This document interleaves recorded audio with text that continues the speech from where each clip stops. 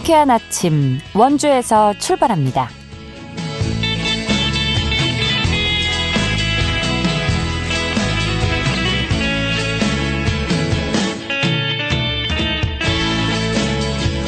여러분 안녕하십니까? 2월 11일 수요일 KBS 원주방송국에서 보내드리는 상쾌한 아침 원주에서 출발합니다. 저는 진행의 이은주입니다. 수요일인 오늘 추위는 주춤하지만 대기질이 좋지 않습니다. 현재 대부분 지역의 초미세먼지 농도 나쁨 단계를 보이고 있습니다. 외출하실 때 마스크 착용하셔서 호흡기 관리 잘 해주시고요.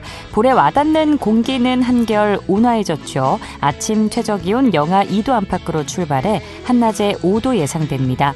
오늘 하늘은 흐리다가 늦은 오후부터 차차 맑아지겠는데요. 오전 중에 곳에 따라 0.1cm 미만의 약한 눈발이 날리는 곳도 있겠습니다. 이번 주말까지 큰 눈비 소식이나 큰 추위는 없겠고요. 하늘 대체로 구름만 많을 전망입니다. 오늘 준비한 소식입니다. 민족 대명절 설이 벌써 다음 주로 다가왔습니다. 긴 연휴에 장거리 운전 준비하시는 분들 많을 텐데요. 출발 전 차량 점검 요령부터 겨울철 도로 위 주의사항까지 꼼꼼히 짚어보고요. 설 차례상 차림에 필요한 성수품 구매 비용이 작년보다 오른 것으로 나타났습니다. 리포터 코너에서 전해드립니다. 끝으로 영서 남부권 소식 차례로 만나보는 통신원 코너 준비되어 있는데요. 오늘은 횡성군 통신원과 연결해 보도록 하죠.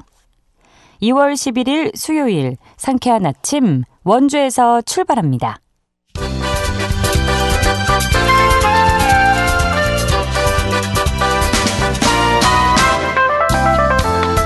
오늘의 뉴스입니다. 강원도가 이달 14일부터 닷새 동안 설 연휴 종합대책을 추진합니다. 이 기간 강원도와 18개 지구는 응급의료기관 27곳에 1:1 전담 책임관을 지정 운영합니다. 또 문 여는 병의원과 약국 1,100여 곳을 확보해 비상진료 체계를 유지하는데요. 이 밖에도 가축 방역 상황실 24시간 운영, 지자체와 사회복지시설 24시간 비상연락 유지와 수도권 시외버스 증차 운영 등을 지원합니다.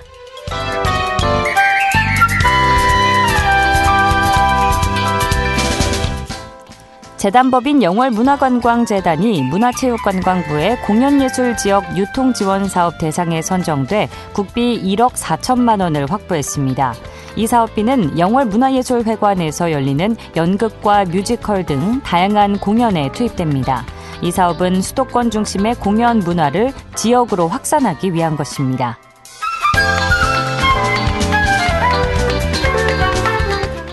평창군이 올해 건설 경기 활성화를 위해 지역업체의 참여를 확대합니다. 이를 위해 공공분야 건설사업 입찰 공고에 지역 하도급 업체와 지역 생산 제품, 장비, 인력을 우선 사용하도록 권장할 계획입니다. 또 지역 건설단체 등과 협력해 민간공사의 지역업체 참여도 독려합니다. 오늘의 뉴스였습니다.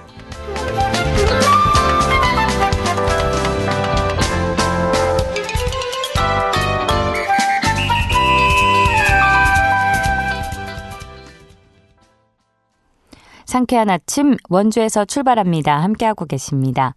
명절 연휴 장거리 이동을 위해서 긴 시간 운전 계획 중인 분들 계실 텐데요. 출발 전 차량에 문제는 없는지 살펴두면 좋겠죠. 안전하고 즐거운 여정을 위해서 미리 챙겨야 할 부분들에 대해서 함께 알아보겠습니다.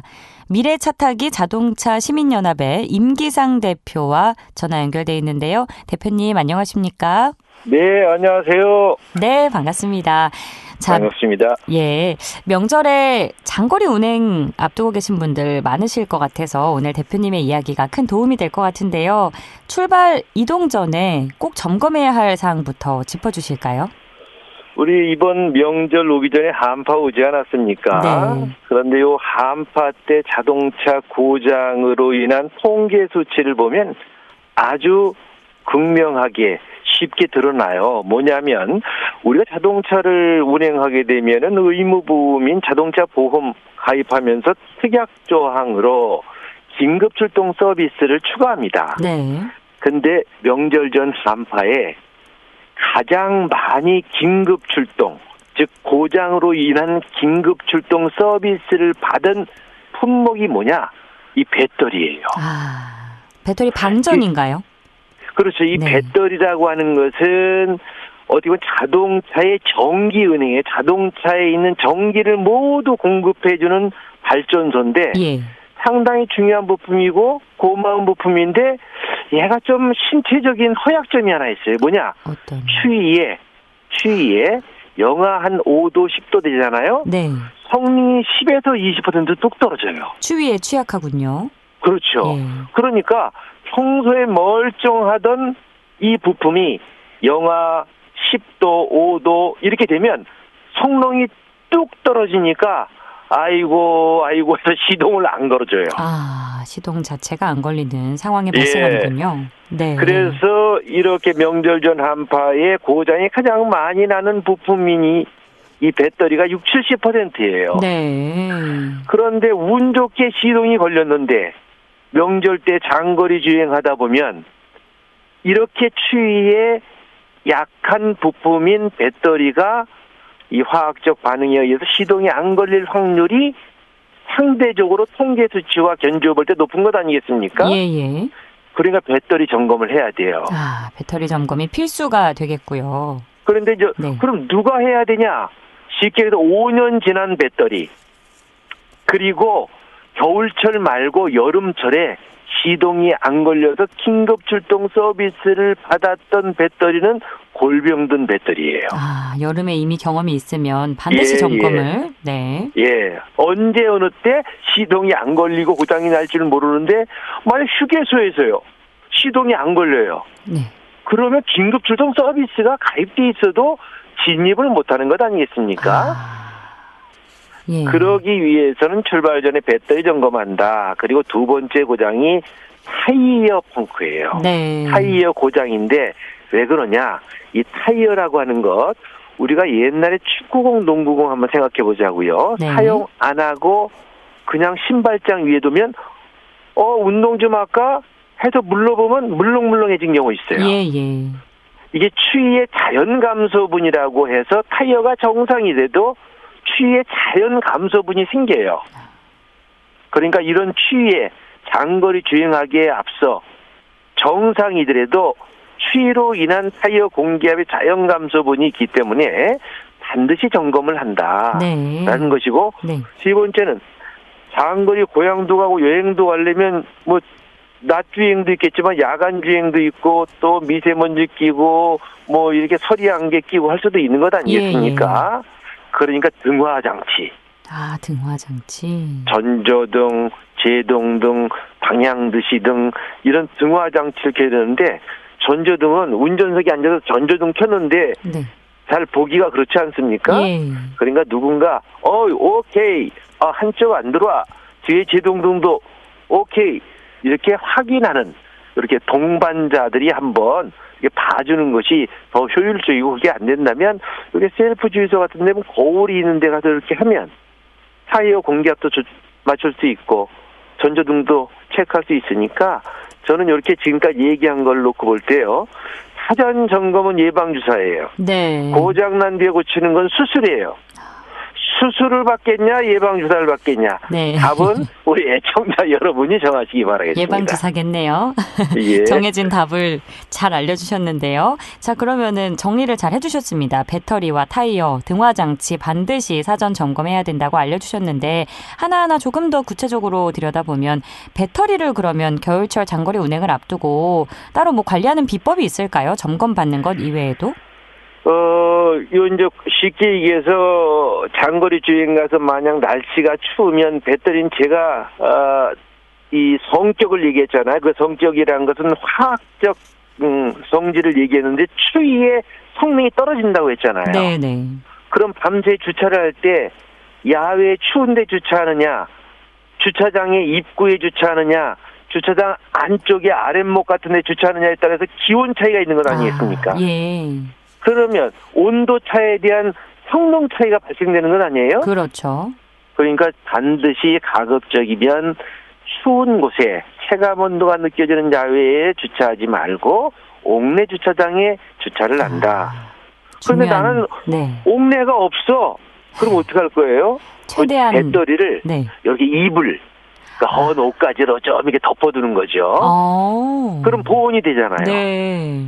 그런데 중요한 거는 아침에 어이구 배터리 시동 걸리네 그냥 가면 안 되고 본네트 열고 헌 옷까지는 반드시 빼줘야 되겠죠.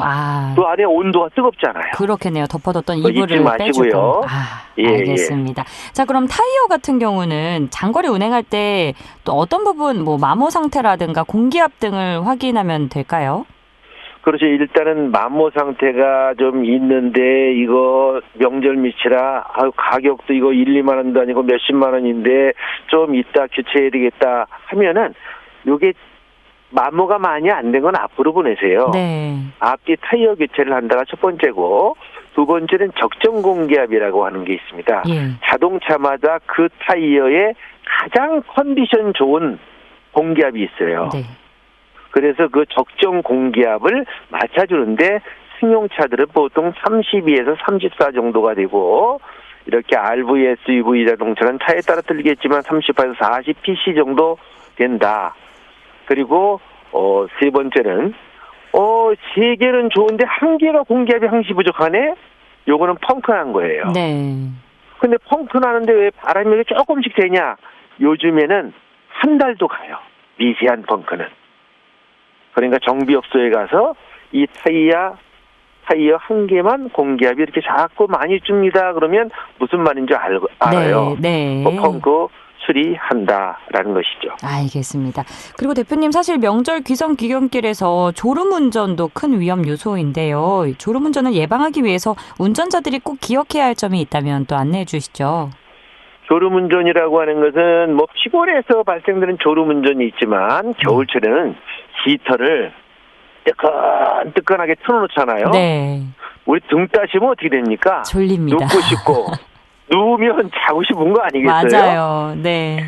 히터의 적정 온도를 한 33, 4도가 이 건강 히터 온도예요. 너무 뜨겁게 작동하지 않는다. 그리고 바람의 방향도, 송풍구의 방향도 얼굴이 아닌 발 쪽으로 향한다라는 것이고, 그리고 겨울철에 어떤 집 보니까 부부싸움 하더라고요. 이게 아파트에 뜨끈뜨끈한데 창문 확장 열어서 환기시키면 난방비 나간다고 그냥 왜 환기하냐고 그러는데 이 자동차도 마찬가지에 뜨끈뜨끈한데 바람 환기시키려고 문 열면 뭔가 손해보는 것 같아요. 하지만 환기를 해야 된다는 말씀이시죠? 30분에서 1시간 정도 환기를 시켜줘야만 저산소증, 왜냐면 문을 닫고 있으면 저산소증이 발생되고 그것은 곧 졸음으로 연결된다는 전문 의사의 조언이 있으니까 30분에서 1시간 정도 환기를 시켜주면 이런 것이 졸음운전이 줄어들고 그리고 전날 술 먹잖아요. 그럼 그 다음날 그 술이 수면제 역할이에요. 그럼요. 중요한 유의하시면 부분입니다. 좋겠습니다. 아주 귀한 부분 짚어주셨고, 또 전기차 이용하는 분들도 많이 늘었는데 장거리 운행 시에 전기차 운전자들이 특히 유의해야 할 점에는 어떤 게 있을까요? 일반 휘발유 경유 LPG 자동차는 겨울철에 히터 틀어도 연료비 많이 안 듭니다. 엔진 폐열을 이용하기 때문에 전기차는 배터리를 써요. 충전이 한 1, 20% 더 됩니다. 더 전기를 소모해요. 그러니까 히터를 틀 때는 3분의 1 이상 남았을 때 휴게소에도 충전을 미리 한다라고 하는 것 반드시 기억하시기 바라겠습니다. 또 겨울철 가장 위험한 요소로 블랙아이스를 꼽을 수밖에 없을 것 같은데 이와 관련해서도 안내해 주신다면요. 이 블랙아이스 도로의 여건인데 이 도로는 시내 도로보다 상대적으로 5도 낮은 도로가 있어요. 그러면 시내 도로는 멀쩡해요. 멀쩡하니까 시외 도로도 멀쩡하다, 지방 도로도 멀쩡하다 생각하면 안 돼요. 뭐냐면 산모퉁이 도로, 절개지 도로, 해안가 도로, 교량 위, 터널 전후는 5도 낮기 때문에 부분 결빙이 있어요. 이게 블랙아이스 도로예요. 그러니까 앞서 얘기했듯이 이렇게 산모퉁이, 해안가, 절개지 도로, 교량 위, 터널 전후는 블랙아이스 도로가 숨어 있을 수 있기 때문에 내가 알아서 감속운전, 급제동하지 않는다. 위험지역은 여기구나. 라고 하는 것을 꼭 좀 기억하고 운전하시기 바라겠습니다. 예, 대표님 저희가 시간이 거의 다 돼서요. 이런 위험 상황을 예방하기 위한 겨울철 방어 운전 요령을 포함해서 끝으로 당부 말씀 부탁드립니다. 고향 갈 때요. 나는 3시에 고향에 친구 만나기로 했어 하고 과속하면 안 됩니다. 예. 4시에 만나도 안전하게 고향에 도착하는 것이 가장 좋은 명절 선물이에요. 절대 과속, 급제동 하지 말고 시간에 쫓기는 운전하지 말고 졸음 예방 위해서 쉼표 있는 잠시 쉬어주는 운전 꼭 해서 즐거운 명절, 풍성한 명절 보내시기 바라겠습니다. 네, 명절길 안전운전을 할 수 있는 중요한 부분들을 세세하게 잘 짚어주셨습니다. 대표님도 안전운전하시고요. 명절 잘 보내시기 바랍니다. 안전운전하세요. 네, 고맙습니다. 네. 미래차 타기 자동차 시민연합의 임기상 대표와 이야기 나눴습니다.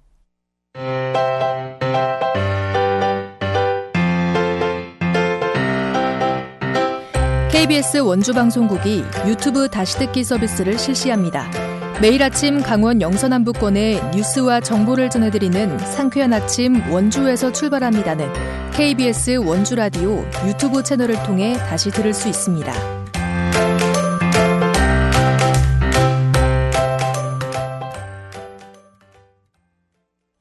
8시 47분입니다.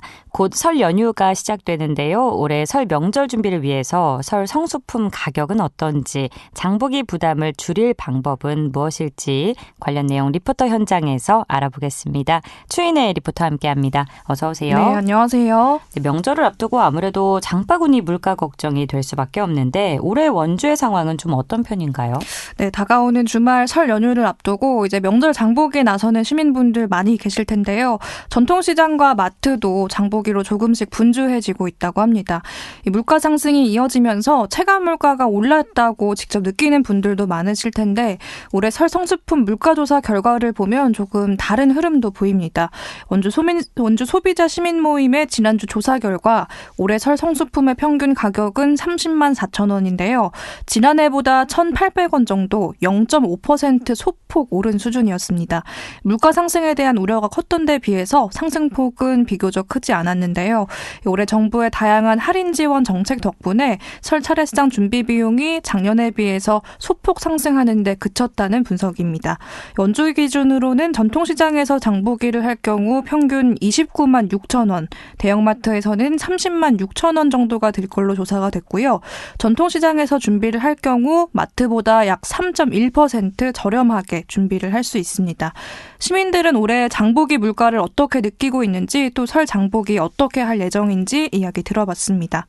그렇게 많이 올란 거는 못 느끼는데 재래시장을 많이 이용하죠. 식료품 같은 거, 야채 같은 거 이런 거는 이제 일반 시장에서 많이 사고 거진 다 이 재래시장을 많이 활용을 하죠. 깎기도 하고 덤도 주고 친절하고 그다음에 일반 소비자들은 그래도 재래시장을 많이 이용하는 게 좋지 뭐. 엄청 부담스럽죠. 자고 일어나면 물가가 매일 오르는 것 같고 집세나 주고 이거 영업을 할 수 있을까가 너무 걱정스럽습니다. 저는 마트에서 거의 좀 다 사용을 해요.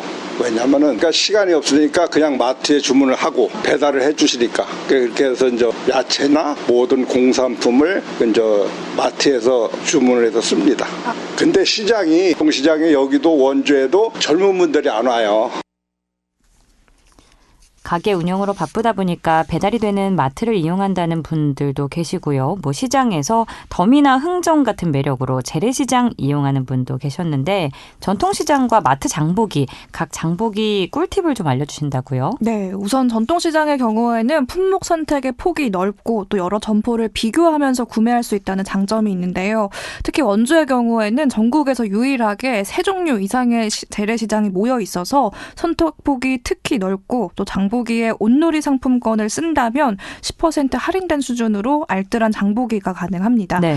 또 지금 전통시장에서 장을 보면 국산 농축수산물 환급이 진행되고 있는데요.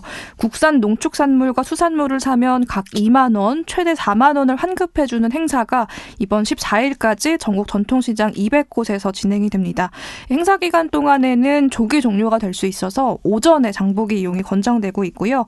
전통시장에서 장을 보면 정리하자면 할인과 한급 혜택으로 알뜰한 장보기가 가능하다는 장점이 있습니다. 반면에 대형마트는 주차와 카트 같은 편의성이 뛰어난데요. 특히 지금은 농축수산물 할인 지원 표시가 붙은 제품을 구매하면 정부 지원 할인과 또 마트의 자체 할인이 적용돼서 중복 적용 가능한 장점도 있습니다. 원주 소비자 시민 모임 조인정 사무국장에게 원주 장보기 구매 요령에 대해 들어보시죠. 이제 설 명절이 가까워질수록 제수용품 가격은 오를 것으로 예상됩니다. 따라서 한 곳에서 모든 재료를 한 번에 구입하기보다는 저장이 가능한 품목은 미리 저렴하게 준비하고 채소와 과일류는 수급 상황에 맞춰 나누어 구매하는 것이 효율적입니다. 신선도가 중요한 채소류는 2, 3일 전에, 보관이 용이한 과일류는 4일에서 8일 전에, 그리고 탕국육, 고기류 등은 축산물 등은 5일 전후 구매하는 것이 좋습니다. 다만 고병원성 조류 인플루엔자 확산과 사육 도축 감소로 축산물 가격 강세가 나타날 예정이고 수산물은 환율 상승 등의 수입 원가가 올라 가격 상승이 예상됩니다. 상하지 않는다면 미리 구입하시는 것을 추천드립니다. 과일류는 상품의 품질에 따라 축산물, 수산물은 원산지에 따라 가격 차이가 크므로 원산지 확인 후에 비교 구입해야 합니다. 전반적인 장보기 구매 요령도 전해주시죠. 네, 방금 들어보신 대로 전문가들은 설 직전에는 관련 제품 가격이 다 오르기 때문에 모든 재료를 직전에 한 번에 구매하기보다는 품목별로 시기를 나눠 사는 것을 추천했는데요. 특히 원주 소비자 시민 모임이 제공하는 품목별 원주 평균의 성수품 평균 가격표가 있는데 이 표를 참고하면 사려는 제품의 가격이 평균 이상인지 적정한지 판단할 수 있어서 가격표를 참고하는 것도 유용하다고 합니다. 이 가격 참고와 함께 구매 시기와 또 구매 장소를 잘 선택해서 장보기를 한다면 체감 물가 부담을 줄일 수 있는데요. 알뜰한 준비로 부담은 덜고 또 마음은 넉넉하게 명절 보내시면 좋겠습니다. 네, 명절 맞이가 좋기도 하지만 사실 현실적인 부담도 무시할 수 없는데 오늘의 정보가 큰 도움이 돼서 여유로운 명절 보내보시면 좋겠네요. 오늘도 소식 고맙습니다. 추인혜 리포터였습니다. 네, 감사합니다.